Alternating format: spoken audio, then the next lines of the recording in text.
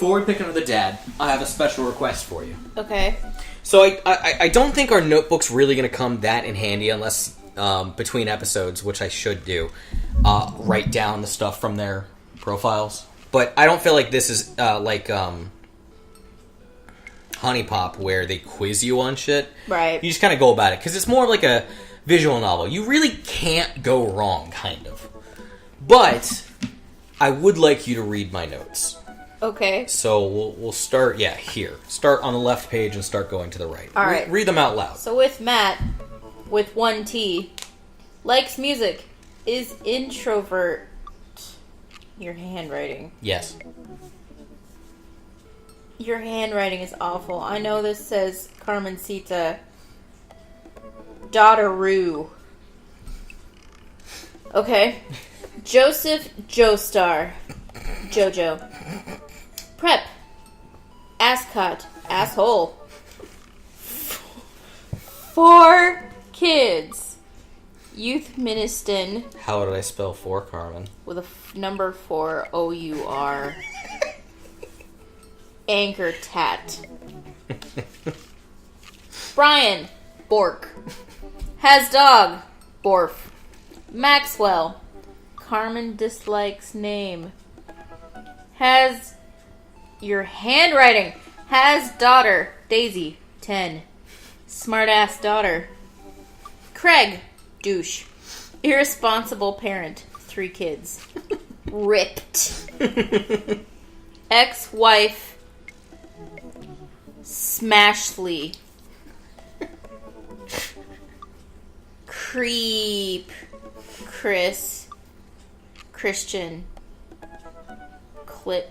What? I don't think I finished writing their names down. Chris. Christian. Krish.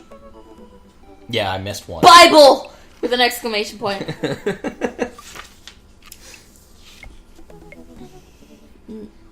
Mr. Vega. Hugo. Like book dad puns. Teachin'. Ernest. Son. That's an Pyro. That's teacher, by the way. I know. My R's look like N's sometimes. Damien Bloodmanch. Oh, you spelled Victorian wrong. Did I? Yes, it's an I-A. I'm sorry. He spelled it with E-A. Sorry. Victorian Obsession. Obsession. That is not a B. Yes, it is. That's an L. No. Lucian. Son. Robert. Hagrid. Because I keep saying that he's haggard. Uh-huh. Which is funny because that's what Grop called Hagrid. Oh, yeah, He's haggard. Like, Hagger. Yeah, that sounds about right. Anyway. So, now that we've enlightened the world to how dumb I am when I BORF have things to write, who are we going with? We try a new dad or try an old dad? I'm curious about Robert. All right, we'll hit up Robert, see how dangerous he is. Let's see. Maybe he's a teddy bear. Maybe he's gonna kill me. No, he's not a teddy bear. He's gonna kill me in my sleep. He's either a deeply troubled individual, or he's actually been through some shit. We can fix him. Let's not. Robert was pretty nice, a little odd, but nice and ruggedly handsome. We should hang out. I type a message to him on Dadbook. You know, for somebody Hey, that's Robert, really shy... Good seeing you again at the cookout. Want to grab a drink? For someone that's really shy, he's very adventurous in messaging all these people. That's because, A, it has to be, in order to move things forward, and B, I think your daughter kind of forced you. He's not going to answer me. I actually wait for a response. Watch cat videos. I start down a rabbit hole of cat videos, and Robert quickly vanishes from my mind. Didn't realize how long I've been doing this, but by the time I watch maybe my 30th cat video, Robert passes... Jesus. Nothing. Well, I guess the guy's busy. Might as well make the best of my day. Cat videos. I get up, walk to the living room, then sit down and turn on the TV. Food channel. Oh, Meat Hell is on. You have 10 minutes to cook a 5-course meal that must include these ingredients: steak, lemon meringue pie. What? Paper clips and a hammer. If you're unable to finish the cooking or any of the ingredients are absent from the dish, we will release the wolves. Oh my god! I want to watch this show. I would watch this. Oh my god. I'm not kidding. Please help us.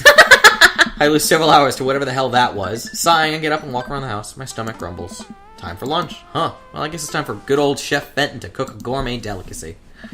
I'll walk over to the refrigerator and pop open the door. Mustard jar. That is not... Microwave some eggs. Oh my god. Make a sandwich, please. I make a sandwich in its entirety while standing there. Who needs plates? The sandwich, a lost art. I admire work for a second before I clumsily drop the entire thing on the floor. No. Eat it anyways. No. I look around and remember that Amanda's not home. This is still good. Correct. 5-second rule, right? Correct. Yes. I assemble my sandwich, peeling the pickles off the floor and putting them back where they belong, in my mouth. Wait, I'm a wreck. I finish my snack and walk around the house some more, bored. When's Amanda coming home? Oh, I just remembered something. Do you work? Apparently not.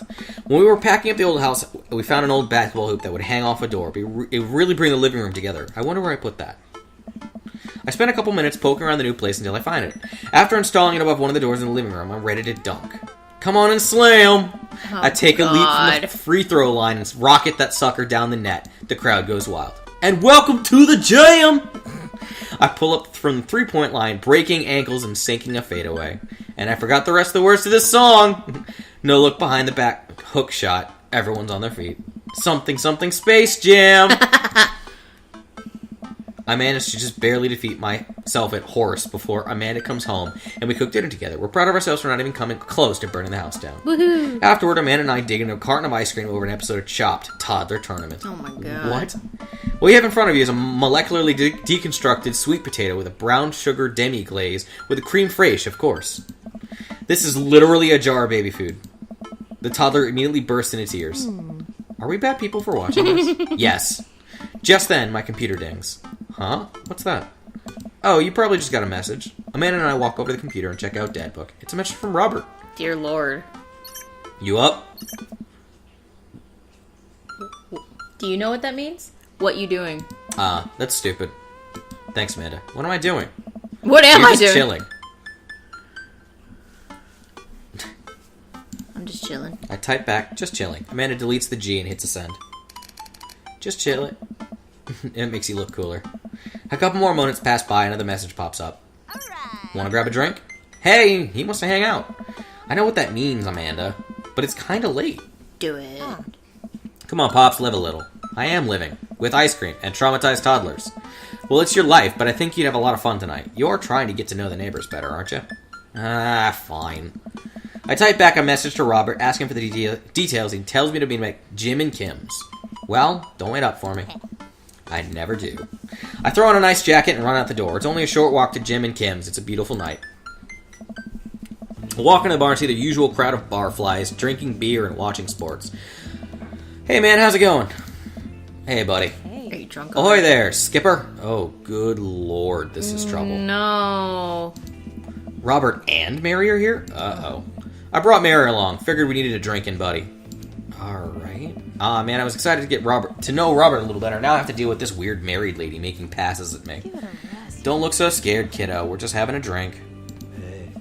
Yeah, speaking of which, I think it's time for the first round. What are you having? Something tropical. You know? Cosmos are yummy. I don't What do I care! look like, a toucan, Jesus. Welcome to the Robert party. Robert orders 3 shots of whiskey and passes it between us. Well, this wasn't how I expected my night to be going. Here's to bad decisions and relaxed moral values, fellas. Are you even Christian? Not necessarily by choice, dude. What have I gotten myself into? We all knocked back the shots. I almost choke on my whiskey. Holy hell, that was a kick. Jesus. Robert grabs his jacket and throws it on. Let's get marching. What? The night's young, Chief. Come on. We're bar hopping. Oh, alright. We leave the bar and start walking down the street. I still don't know this area of town very well, so just follow Robert. So where are we headed? Irish drinking. It's an Irish pub. I like it. A good pun is the whiskey to my heart. It's the whiskey. I caught it. Puns are the lowest form of humor, Atticus. Try harder. Fuck you! Yeah. Ouch. Am I going to be the butt of the joke all night? Jesus, Mary, put your fangs away for a second. Correct. Yeah. We walk into the I like Irish that hour it's green! drinking, and the bar is pretty much the same as Jim and Cam's, except for the old-timey Irish memorabilia on the wall. Next round, what are you having? Beer. Beer might be good. Again, I respect your lifestyle decisions, while I may not necessarily agree with them. Still, though, my question was rhetorical. Robert orders 3 more glasses of whiskey, and we post up in a garish green booth.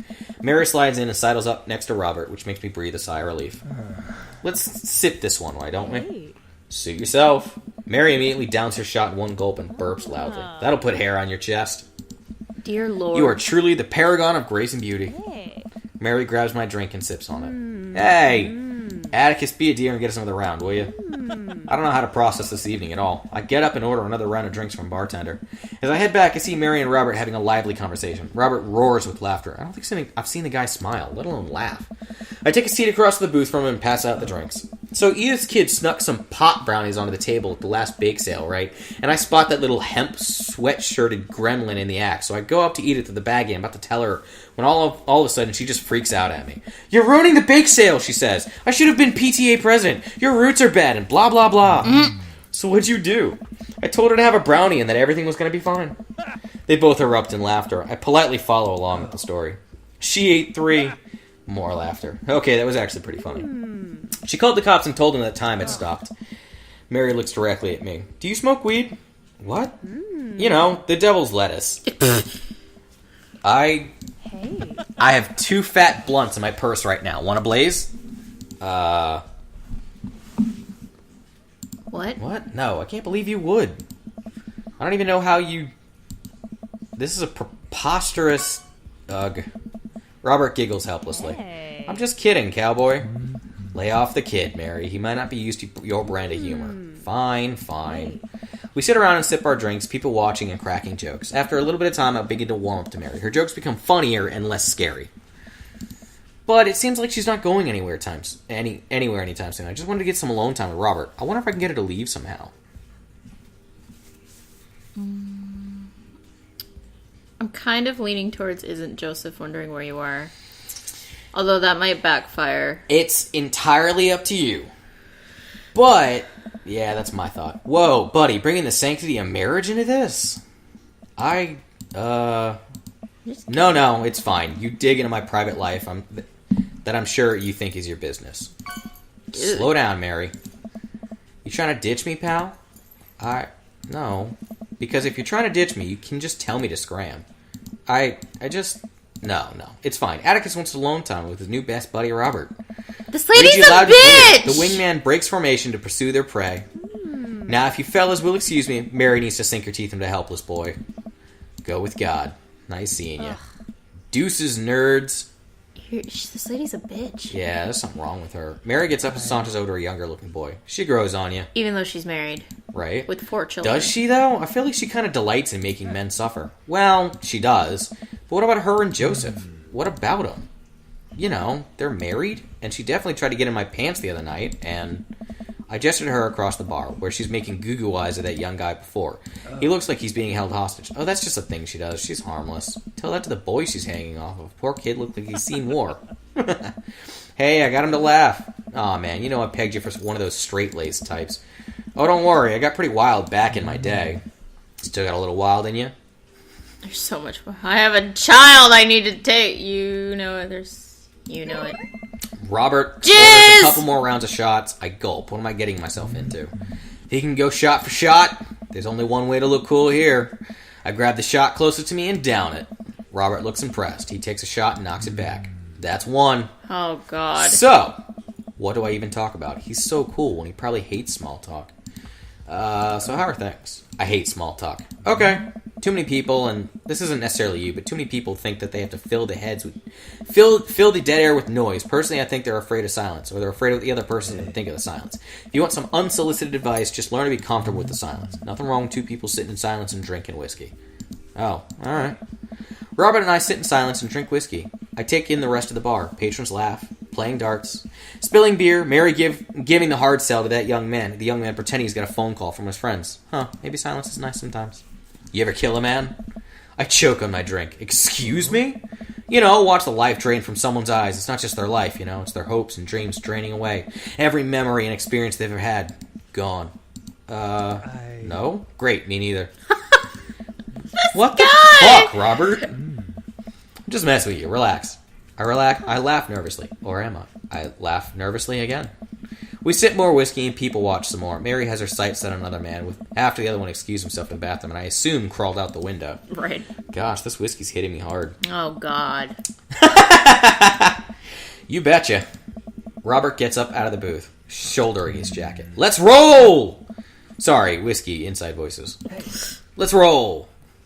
I see this going badly. Wait, what about Mary? Brother, Mary's just gonna be fine. I look over at Mary, who's lying on the bar in front of some poor sap. She's singing happy birthday to him while he insists it's not his birthday. Jesus. We make our way out the bar and back onto the street. I'm trying my hardest not to stumble. Man, that sidewalk is just coming right at me. I hope Robert doesn't notice tripping over my own feet. Where are we to? You'll see.